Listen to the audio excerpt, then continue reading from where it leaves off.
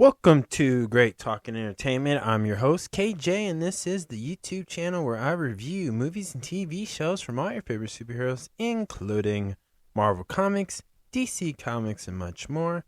Please subscribe to my YouTube channel, Great Talking Entertainment official channel. Now let's go, baby. Welcome back to the YouTube channel, everyone. My name is KJ, and today is my spoiler review for episode 2 of the new series on Netflix called Vladimir. This is my spoiler review, so if you have not seen this, guys, please pause this. And before you go and watch this amazing show, please hit the thumbs up button, aka the like button. That would help my YouTube channel out, and I truly appreciate that, and thank you guys in advance. Come back and let me know what you think about episode 2 of Netflix Vladimir. So again, this is my spoiler review. Y'all been warned. Now, let's get into it. This episode starts off as from the last scene as Vladimir shows up to Em and John's house to exchange books and just talk about their books that they rent together. And it's really super awkward because of the fact that Vladimir is not very flirty, but Em is super flirty, and she's definitely into him. And then also, too, like, John walks in and meets Vladimir. And you know what I mean, like, by super awkwardness? It's like, number one, he's just first time going to somebody's house, new territory, until he's just being respectful, and also he's just not paying attention that she's giving him like the go, like, let's do this, right? And he's just not paying attention. And also too, you can see that she's frustrated because it seems like her and John, her husband John, even though they're in an open marriage, so far it seems like right now, just based on episode 2, that he plays more. He goes out. He gets those one night stands. He's fulfilling his little fantasy. And for her, it's just this, right? There's this kind of like a young man, whatever. And he doesn't realize like that's the fantasy she wants. For him, it's like, oh, that's never. He probably subconsciously knew a long time ago a scenario like that would probably never happen to him in his life, which most people do, and realistically. And so that's why he's not really paying attention. But they exchange books. He's nervous, and because he's a big fan of her work as an author, and he's a big fan of John's too, of his writing from the books he wrote.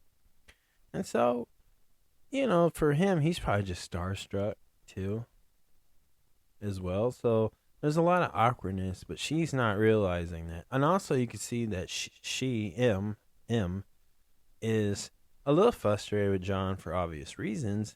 But I think the most important thing, she probably wants to live out this fantasy, but with John's situation and getting caught by the faculty of this college, it's kind of slowing that her side down because she has to help figure out getting him out so he can keep his pension.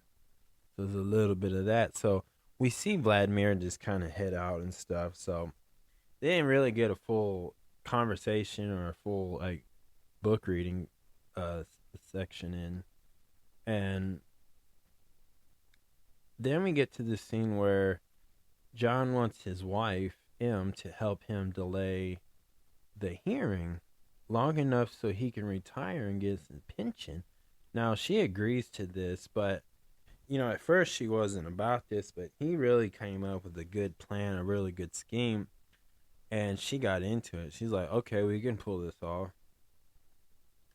And this really probably motivated her too, because in one of the scenes, we get one of the students telling M that she's not enrolling in her classes, and it's probably due to the scandal. And then we see Vladimir visit her office for that tour. Now, here's what's interesting. We're seeing this woman, trying to make sure her husband doesn't get fired, basically. But then when Vladimir shows up, this is the second time he's in a scene with her, M. It's like time froze for her, and she's escaping reality. You know, there's a student who probably just, because we know the students know about it. We see them gossip through episode 1 and this episode, and it probably hurts her. It probably hurts, like, because of John's mistake, she has to suffer, right? Like, and maybe this is not what she thought of a open marriage would be like, and so we're seeing this. This is like, now the scene again just feels like she's escaped reality, because she's obviously crushing on Vladimir, and she's ready to give it up to him, right? And now in this, he seems more flirty with her. I'm ready for that tour, and they're talking, and they're looking at each other, and they're kind of, walking side by side, and their elbows kind of touch. They kind of get close to each other, but they're not really touching each other, because, obviously Vladimir is also either he's a married man or he's in a relationship, and they have a daughter. And so, he's in a regular relationship where they do have boundaries and loyalty and stuff like that, right? So, but we see in this now he's more flirty. And what I'm noticing too is the idea of, like, okay, so in certain public areas, he's probably going to be uncomfortable in one area and uncomfortable in another. And I think the college, is one of his comfort, because I think he knows that his girl wouldn't just show up, or he wouldn't be easy to find if he was caught in the act of, cheating. And so there's that, but they really have a unique conversation. And, I like Vladimir. He, and one of the conversations they were having was just about, like, M feels like she has writer's block, which that's pretty typical with authors. And she doesn't really know what to write about, and he kind of just, in a flirty way, just said, that's the best part. Like, it's on your own time, and you can write about whatever you want. And for her, she felt more attractive to him, because that's probably literature language for her. If you're not like a book reader, or just somebody who's an author who writes books of whatever type of genre of writing, of course, but he's speaking a little literature to her, and she kind of digs it, like, whoa. But John does too. But maybe he's just, like, she's just bored and doesn't feel the spark with him when he does it. But Vladimir, when he does it, it's new, it's refreshing. So that's what I'm getting at when I saw them just walk around. I do like the vibe of this series. It's like what I mentioned about her escaping reality. It's like things are just falling apart, but it's like she's found new life, and she's ready to start a new chapter. And she wants to help her husband in this situation. And the one thing she got to do is talk to the right people. So we see her meet with this guy named David, who, they had a little bit of an affair. And he went to meet at a gym to kind of talk. It doesn't look suspicious. right? And David and her are talking, and she asked David, like, yo, like, can you find a way to delay this? And first he was not budging, but she had to remind him first that, hey, you and I hooked up, and you're a married man. And he's like, all right, all right. So she had to blackmail him a little bit because, his wife is the president of this college. And so David got her to a meeting, but she has to talk to Lynn, his wife, the president of this college. And she's not into it because they got some beef, but are, the jealousy of each other. And I do believe that Lynn probably wants to hook up with John. I think that's what she's more mad about.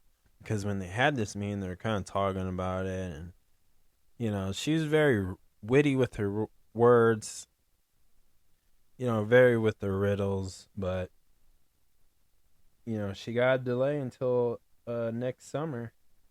Until summer, I believe. Not next summer, but that upcoming summer. And then M goes to this bar that she was invited to from Vladimir and some other, teachers, faculty teachers. And she's excited, but she doesn't see Vladimir at first, but it does seem more awkward when they do see each other. Now she's less flirtatious. So maybe at a place like this bar that she's at, it's a little bit tough for her. And of course, too, they explain that Vladimir's wife or girl, I can't remember, she had an incident with alcohol, and so she's not really, she's staying away from alcohols and bars and parties like that. So something has, this situation that they had really triggered in there, but she shows some anger toward Vladimir. She lashes out with him, but she seems like a cool person. And, again, it's pretty awkward. But when we get to this thing now that they have this moment at the bar, and then they're both kind of flirty, and maybe it's because of the alcohol this time, but they were kind of, you see M, she's always having these fantasies of doing the boom boom with him and stuff. But we don't know, I don't even know, maybe this is not just her fantasy. Maybe this is Vladimir's fantasy too. Like, this is what he's thinking about too at the same time. Who knows? But I can imagine that. But then when we get to the end of this episode, M's daughter, she assumes that some reason she attacks her mom into the water, and that's how this episode ends.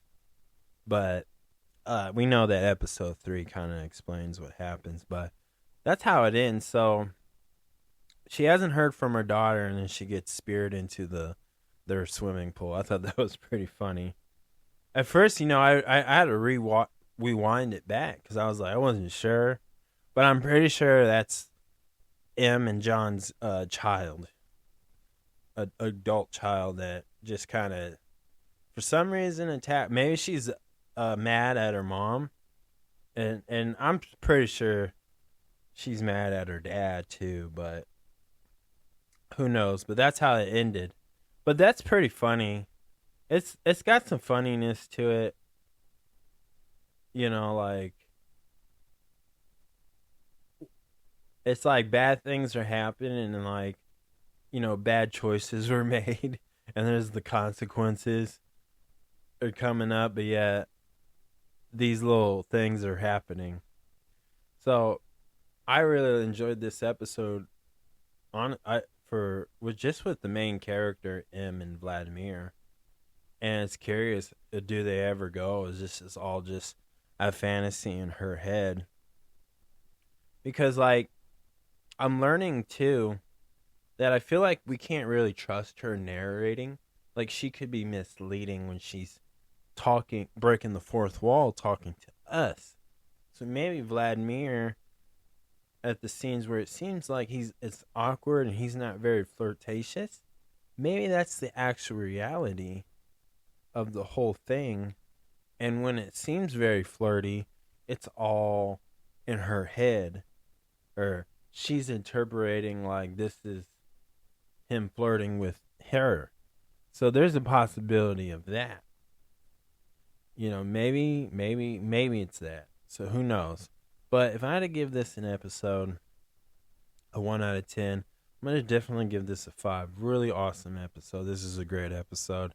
I enjoyed the drama and the oohs and ahs, and I love the little silliness to it. So definitely worth watching it. I enjoyed it. But that's my spoiler review, everybody. Please subscribe to my YouTube channel, Great Talking Entertainment official channel. Subscribe, hit that notification button so you're always up to date with all my latest content. Thank you guys, and peace out.